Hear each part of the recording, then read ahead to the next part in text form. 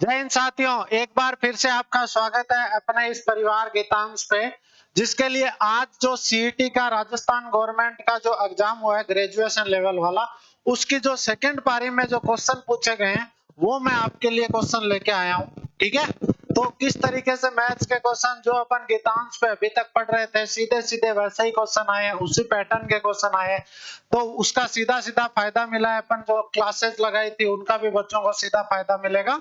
तो उसके आंसर क्या होंगे अभी देखते हैं। चलिए, तो पहला क्वेश्चन आपके सामने है दोस्तों कि सरल ब्याज और साधारण ब्याज एक ही होता है। सरल ब्याज पर एक राशि 4 वर्ष में 1120 रुपए और 5 वर्ष में 1200 रुपए हो जाती है। तो आप ये देखिए, हमें ये 4 वर्ष का क्या दिया हुआ है, मिश्र धन दिया हुआ है। तो इसमें क्या शामिल है, इसमें मूलधन प्लस 4 वर्ष का ब्याज शामिल है। 4 वर्ष का ब्याज शामिल है। ठीक है, कितने रुपए आपके 1120। कल ही आपको कुछ बच्चों को मैंने ये क्वेश्चन अपने इस चैनल के माध्यम से कराया था और सीधा सीधा क्वेश्चन आया। देखिए, मूलधन प्लस 4 वर्ष का ब्याज है 1120। इसमें क्या है, 5 वर्ष में इतनी हो जाती है, हो जाती का मतलब मिश्रधन होता है। तो मूलधन प्लस 5 वर्ष का ब्याज, मूलधन प्लस 5 वर्ष का ब्याज आपका कितना है, आपका 5 वर्ष का ब्याज है 1200 रुपए। ठीक है, अगर मैं इसको घटाऊं, तो देखिए साथियों क्या आएगा आपके सामने, ये माइनस ये तो कट गया, क्या आ गया, एक वर्ष का ब्याज। क्या आ गया, एक वर्ष का ब्याज। कितने रुपए आ गया, आपका 80 रुपए। एक वर्ष का ब्याज कितना आ गया, 80। ठीक है, अब देखिए ये जो 1120 है, इसमें कितने वर्ष का ब्याज था, 4 वर्ष का ब्याज। अगर मैं इसमें से 4 वर्ष का ब्याज घटा दूंगा तो क्या बचेगा, मूलधन। तो हमें पता है एक वर्ष का ब्याज कितना है, 80। 4 वर्ष का ब्याज कितना हो गया, 320।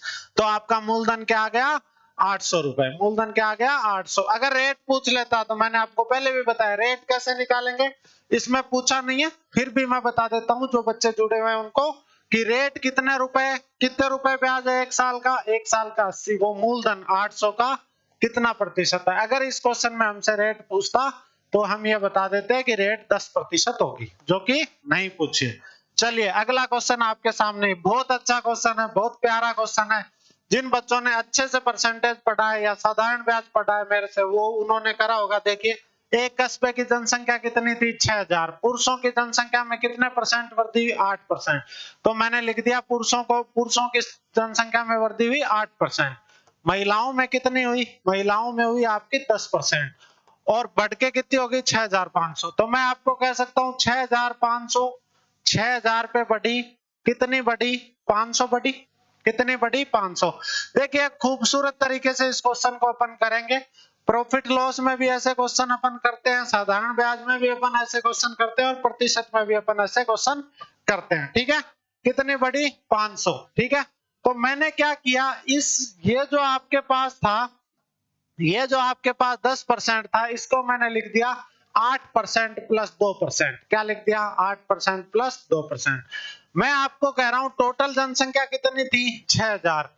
उस 6000 पे कम से कम 8% तो बढ़ी है। ये देखो 8 हो गया और ये 8 हो गया, तो इसका मैंने 8% निकाला, कितना आया, 480। 480 तो कम से कम बढ़ा ही है, वो मैंने इस 500 में से घटा दिया।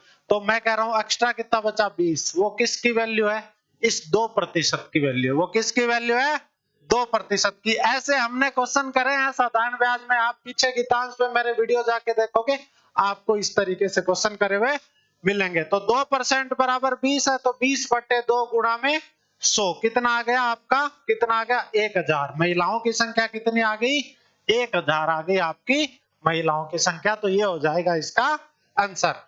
दूसरा तरीका, एलिगेशन भी आप लगा सकते हैं, मिक्सर एलिगेशन। 8% है, 10% है, कितना बढ़ा, 500। किस पे बढ़ा, 6000 पे, 500/60। ऐसे भी अपन इसको कर सकते हैं, तो भी आपका रेशियो बन जाएगा। ठीक है, चलिए साथियों, अगला क्वेश्चन अनुपात रेशियो से। एक राशि 3550 को एक्स वाई जेड में इस प्रकार बांटा कि एक्स के हिस्से का 3 गुना। देखो 3 गुना में एक्स बराबर y के हिस्से का 5 गुना, 5 गुना में y।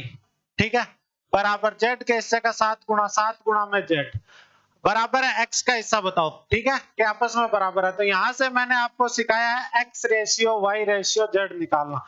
जब भी बराबर संख्या आ जाए, ये मैं आपको बेसिक में कराता हूं, जब भी बराबर संख्या आ जाए अनुपात कैसे निकालना। देखो x की वैल्यू निकालनी है तो x को छोड़ के बाकी दोनों को मल्टीप्लाई करो 35।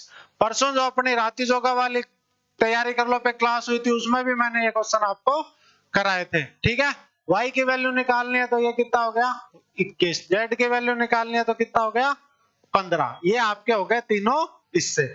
अब किसका पूछा है 3550, किसकी वैल्यू है तीनों का टोटल, ये हो गया 50 60 70 71। गुणा में x का मान निकालना तो 35 का 71 इंटू 5 ये कट गया और 5 इंटू ये हो गया 1750। कितना आएगा 1750। इसका सही आंसर क्या आ गया 1750 आ गया। चलिए दोस्तों अगला क्वेश्चन आपका, दो समबाहु त्रिभुज के क्षेत्रफल का अनुपात कितना है 36:25। उनका परिमाप देखिए, मैंने आपको हमेशा बताया क्षेत्रफल किस में चलता है स्क्वायर में चलता है, स्क्वायर में। तो क्षेत्रफल स्क्वायर में चलता है तो 36 का वर्गमूल करो 25 का वर्गमूल करो, ठीक है। तो कितना आ गया 6:5। तो भुजाओं का अनुपात पूछे या परिमाप, परिमाप भी भुजाओं का जोड़ होता है, तो इसका आंसर आपका हो गया 6:5। भुजाओं का अनुपात पूछे तो भी 6:5, परिमाप का पूछे तो भी 6:5, क्योंकि परिमाप किस में चलता है सिंगल लाइन में, क्षेत्रफल किस में चलता है स्क्वायर में, ऐसे ही वो आ जाता है आयतन तो किस में चलता है क्यूब में, ठीक है।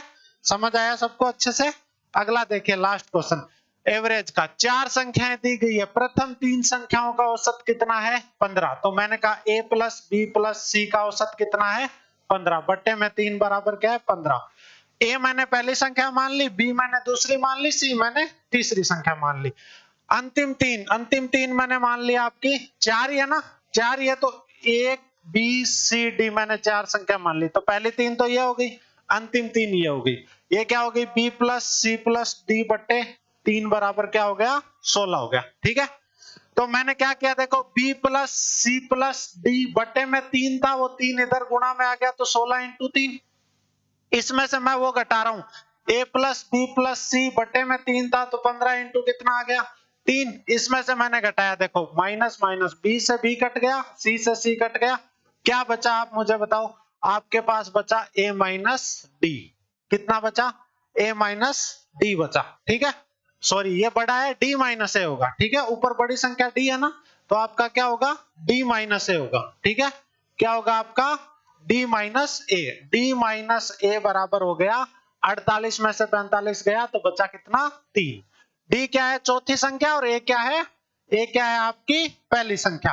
अंतिम संख्या 19 है, इसकी वैल्यू 19 दी है, 19 में से क्या घटाएं कि 3 आए, तो 19 में से 3 घटाओ तो a बराबर कितना आ गया 16। इस क्वेश्चन का आंसर आपका 16 होगा, कितना होगा 16, ठीक है। चलिए दोस्तों ये थे अपने सीईटी के क्वेश्चन, अच्छे से अपन ने करे, अच्छे से वीडियो देखना, लाइक सब्सक्राइब और शेयर करना ना भूलें। चलिए धन्यवाद, जय हिंद जय भारत, थैंक यू।